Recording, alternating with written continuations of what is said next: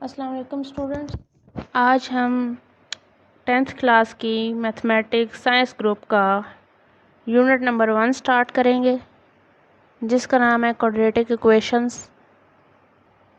इसकी एक्सरसाइज करने से पहले जो बुक में हमें बेसिक कॉन्सेप्ट्स दिए गए हैं उनको हम पहले स्टडी करेंगे, ताकि एक्सरसाइज में हमें किसी किस्म की कोई डिफ़िकल्टी ना हो। तो स्टार्ट करते हैं।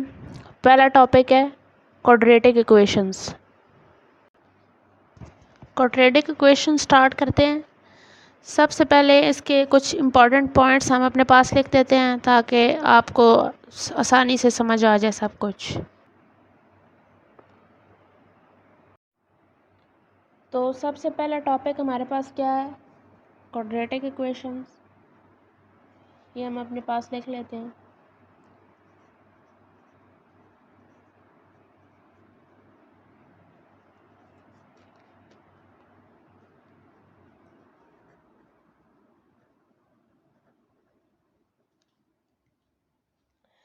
अच्छा, बताया गया है क्वाड्रेटिक इक्वेशन होती क्या है।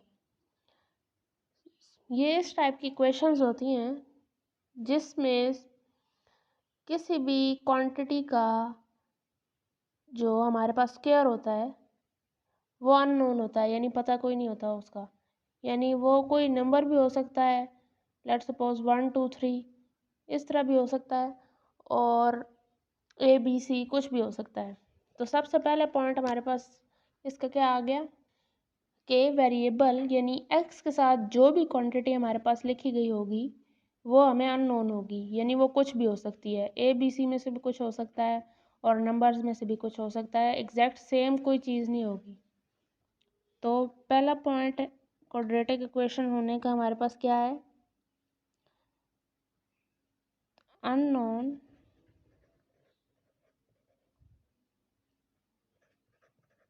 Variable quantity of a square.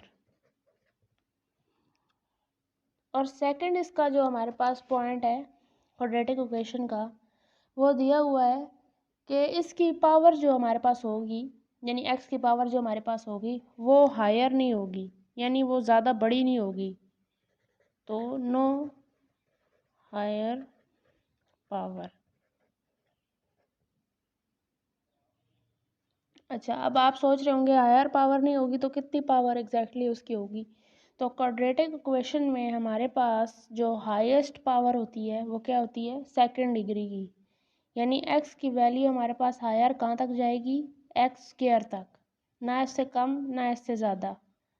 ज़्यादा होगी तो वो इक्वेशन कुछ और होगी, कम होगी तो वो इक्वेशन और होगी, वो क्वाड्रेटिक इक्वेशन नहीं होगी। तो इसका क्या हुआ? Degree of quadratic equation is second और 2। अब मैं आपको इसकी स्टैंडर्ड फॉर्म बताऊंगी कि क्वाड्रेटिक इक्वेशन की स्टैंडर्ड फॉर्म क्या होती है। यानी इसको अगर कोई आपसे पूछे क्वाड्रेटिक इक्वेशन क्या होती है, जैसे हर चीज़ का एक फार्मूला होता है ना स्पेसिफिक, इस तरह क्वाड्रेटिक इक्वेशन को लिखने के लिए हमारे पास एक स्टैंडर्ड फॉर्म, यानी उसको लिखा कैसे जाता है वो क्या होगी। इन्होंने एक फॉर्म दी हुई है, वो ही लिखते हैं। इसकी स्टैंडर्ड फॉर्म है हमारे पास ax स्क्वायर, यानी a जो है हमारे पास कोई भी अननोन क्वांटिटी हो सकती है, यहाँ पे कुछ भी आ सकता है, 1 2 3 4 कुछ भी आ सकता है, लेकिन जो क्वाड्रेटिक इक्वेशन की हाईएस्ट पावर है वो 2 है। आगे प्लस bx प्लस c, यानी जैसे मैंने ऊपर आपको बताया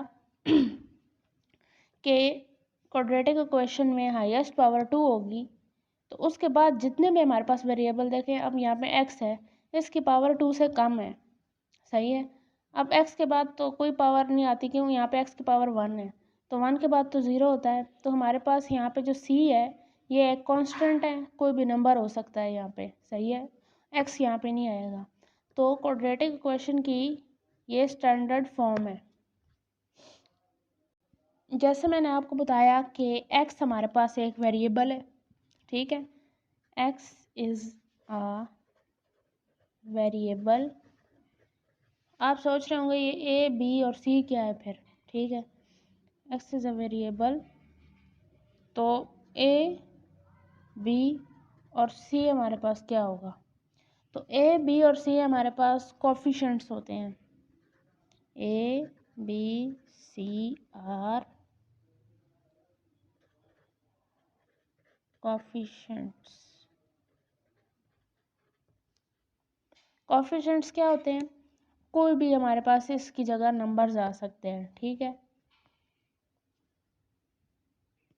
अब मैं यहाँ आपको कुछ एग्जांपल्स बताती हूँ कि क्वाड्रेटिक इक्वेशन की कुछ एग्जांपल्स कौन कौन सी हो सकती हैं, और ये स्टैंडर्ड फॉर्म होगी उसकी।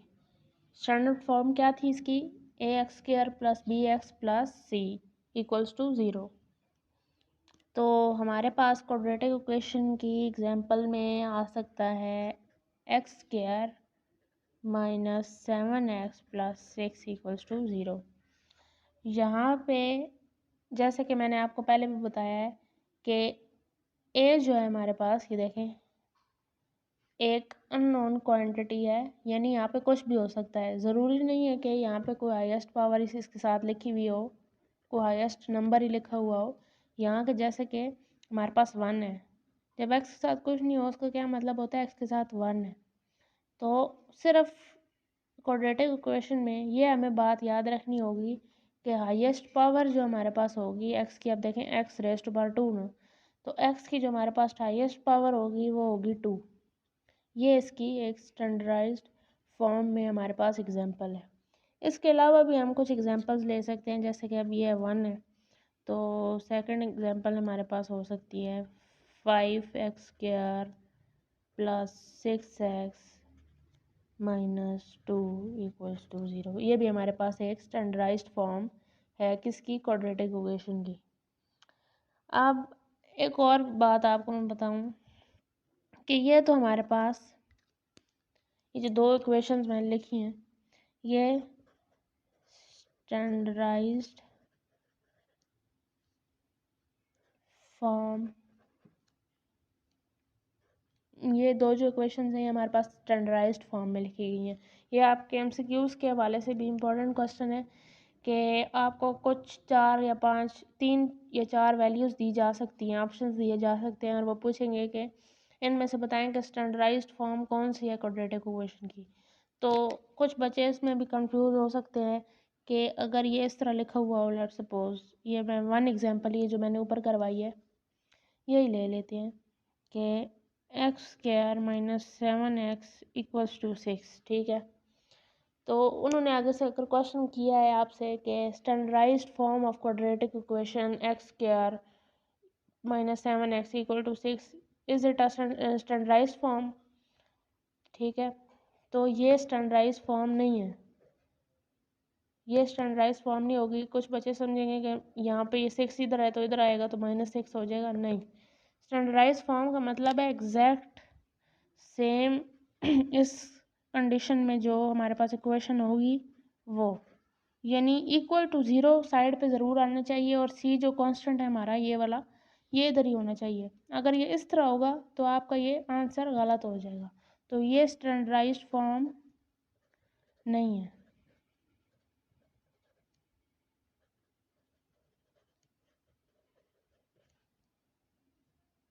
आगे हमारे पास कुछ और चीज़ें दी हुई हैं कि अगर जो क्वाड्रेटिक इक्वेशन है उसमें से अगर हम x² को 0 ले लें, ठीक है, तो हमारे पास जो बाकी इक्वेशन बचेगी क्या वो भी फिर भी क्वाड्रेटिक इक्वेशन होगी, तो उसका आंसर है नहीं, क्योंकि क्वाड्रेटिक इक्वेशन की तो हमारे पास डिमांड ये है कि उसकी हाईएस्ट पावर 2 होनी चाहिए।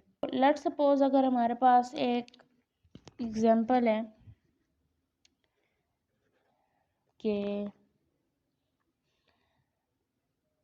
ax² + bx + c = 0 and a x square equals to और एक्स स्क्वायर इक्वल्स टू 0।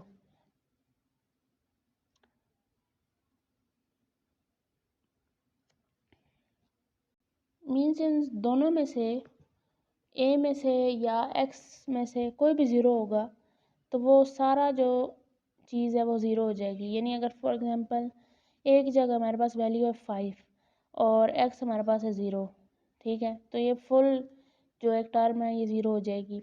इसी तरह अगर हमारे पास ए इक्वल्स टू 0 है तो ये फुल टर्म हमारे पास 0 हो जाएगी।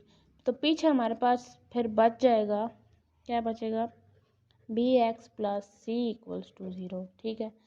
तो क्या भी ये क्वाड्रेटिक इक्वेशन है? नहीं। क्यों नहीं है? क्योंकि क्वाड्रेटिक इक्वेशन की हाईएस्ट डिग्री हमारे पास होती है एक्स स्क्वायर, और यहाँ तो हमारे पास एक्स की पावर 1 है, और एक्स की पावर 1 वाली इक्वेशन को हम लोग क्या कहते हैं, क्या होती हैं, जिनकी हाईएस्ट पावर जिन इक्वेशंस की हमारे पास 1 होती है उसे हम कहते हैं linear equation, because they have highest power 1, ठीक है जी।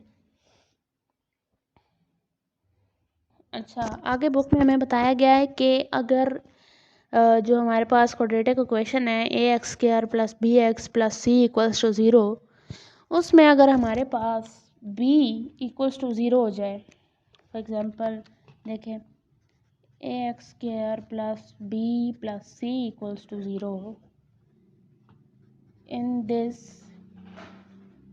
if we consider b equals to 0, sorry यहाँ पे x भी आता है, b equals to 0, then A x square, ये फुल टर्म तो कैंसिल हो जाएगी, देखें 0 x इक्वल्स टू, आपको पता है अगर 0 के साथ कोई भी चीज़ मल्टीप्लाई हो तो वो भी 0 ही हो जाता है। तो हमारे पास ये यहाँ पे बच जाएगा a x square plus C equals to 0। इसका मतलब हमारे पास क्या हुआ, यहाँ पे इस कंडीशन को कहा गया है कि अगर इस कंडीशन में कोई भी इक्वेशन आगे हमारे पास रिजल्ट में आती है तो उस इक्वेशन को हम कहते हैं pure equation, pure quadratic equation. क्यों कहते हैं? इसलिए कहते हैं क्योंकि यहाँ पे सिर्फ हमारे पास फिर वो हाईएस्ट डिग्री वाला वेरिएबल ही इन्वॉल्व होता है, सही है, दूसरा वेरिएबल फिर हमारे पास बचता ही नहीं है। तो ये बिल्कुल सेम फिर हमारे पास एक प्योर क्वाड्रेटिक फॉर्म में लगता है, क्योंकि हमारे पास यहाँ पे एक्स स्क्वायर के अलावा और कोई वेरिएबल मौजूद नहीं होता। तो इसे हम क्या कहेंगे, इस इक्वेशन को, इस टाइप की जितनी भी इक्वेशंस होंगी हमारे पास वो क्या होंगी, प्योर क्वाड्रेटिक इक्वेशंस। अच्छा, यहाँ पे हम इसके कुछ एग्जांपल्स भी ले लेते हैं। इसकी एग्जांपल्स में हमारे पास होगा, या अब आप खुद भी देख के सोच सकते हैं कि एक्स स्क्वायर के बाद सिर्फ सिंगल वैल्यू वाले एक्स की वैल्यू हमारे पास आती है, फिर कोफिशिएंट आता है, तो उसके बी एक्स के अलावा वाली जो वैल्यू होगी ए एक्स स्क्वायर प्लस सी वाली, वो हमारे पास क्या होगी, प्योर क्वाड्रेटिक इक्वेशन होगी। जैसे कि हमें यहाँ पे गिवन भी है X square minus 16 equals to 0, ठीक है।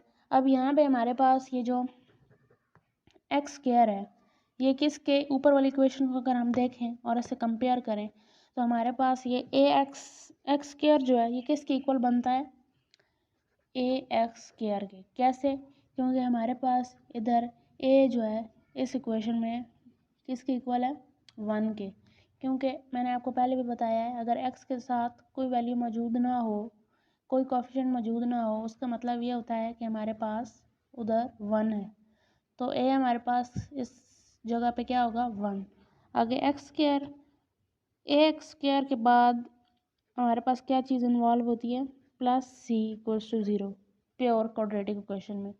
तो यहाँ हमारे पास सी जो है यानी कांस्टेंट जो है क्या है, एक नंबर है उसका, वो क्या है -16। तो हमारे पास ये इस इक्वेशन के हिसाब से ये बिल्कुल exactly same pure quadratic equation बनती है। तो ये एक प्योर क्वाड्रेटिक इक्वेशन होगी।